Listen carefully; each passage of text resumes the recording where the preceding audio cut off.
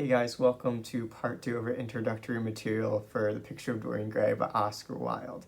Today we're mainly going to be focusing on the Victorian era as well as Oscar Wilde's life and how that influences the text and what we'll be studying. It's important to know these things because you want to know the context in which the novel was written, how the societal influences would have affected the writing style, as well as Oscar Wilde's life, how that influences his writing and his message to the audience. So the first thing to know about the Victorian era is that it was from 1837 to 1901. Interesting enough, Oscar Wilde was born in 1854 and passed away in 1900 at the age of 46.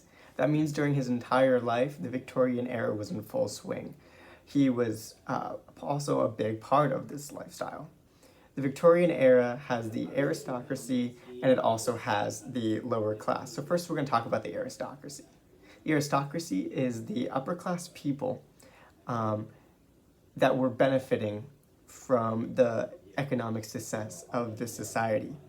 Oftentimes, the aristocracy is very different than what you might assume the wealthy to be today. They didn't work. First off, they either inherited old money or came to fame in some way. So they were almost famous for being wealthy. They spent most of their times going to theaters, social engagements, and spent a lot of it just keeping up their image. That sounds a lot like the aesthetic movement, and you'd be correct. The aesthetic movement was very popular within men in the aristocracy during the Victorian era. They went to shooting parties. They looked at pretty art for the sake of looking at pretty things, and they dressed pretty because that's what they did. Oscar Wilde was a big part of this. Although he grew up not necessarily in an upper-class society, his mother was a famous writer, and therefore did get exposure to her. His father worked for the underprivileged. He was a doctor for those who could not afford health care. So Oscar Wilde did see both sides of this social class. The underclass is a little different than what you would expect again today. As you noticed in the readings from yesterday, actresses in theaters, they were not considered upper class.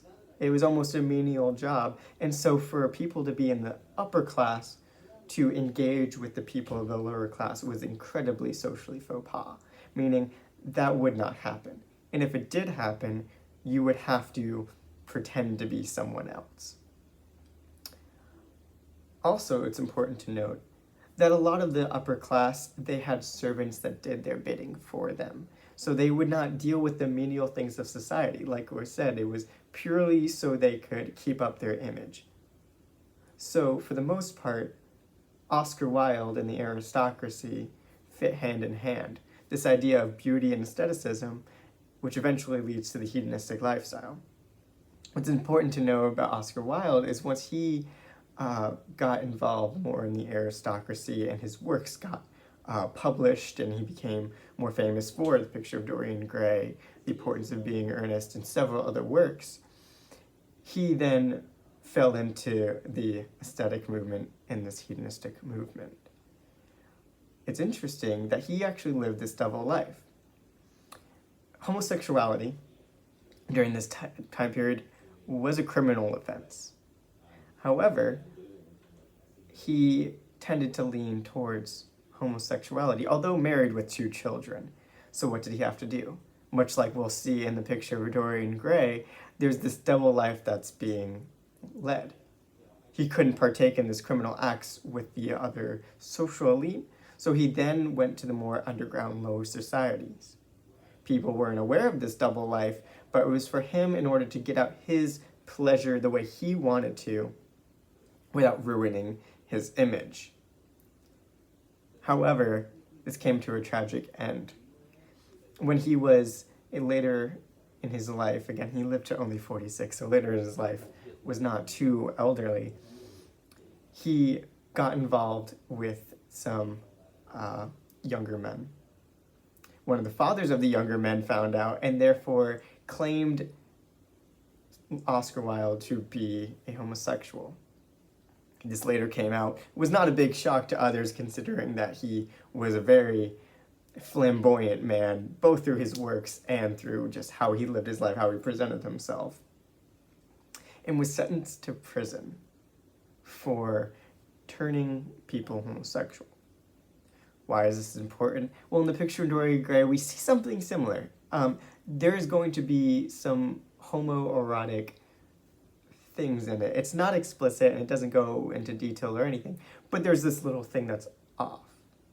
What's important to note is possibly Oscar Wilde is telling his audience about a lifestyle that he's living without admitting that he's living it. It's almost that he is projecting himself onto these characters to tell the world of this lifestyle.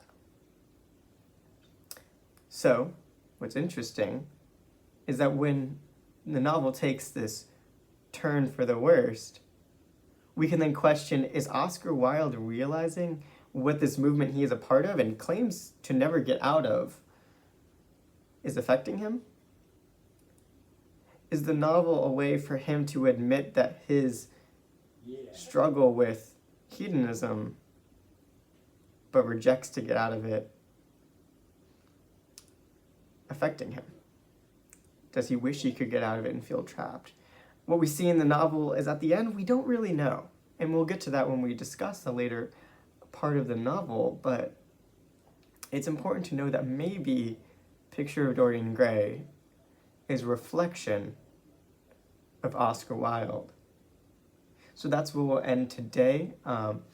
Starting next week, we'll get into the novel, and then we'll have our video lecture on Thursday. We'll be changing the schedule a little bit in these upcoming weeks, but still I'll give it to you on Monday, and then by Thursday will be the discussion.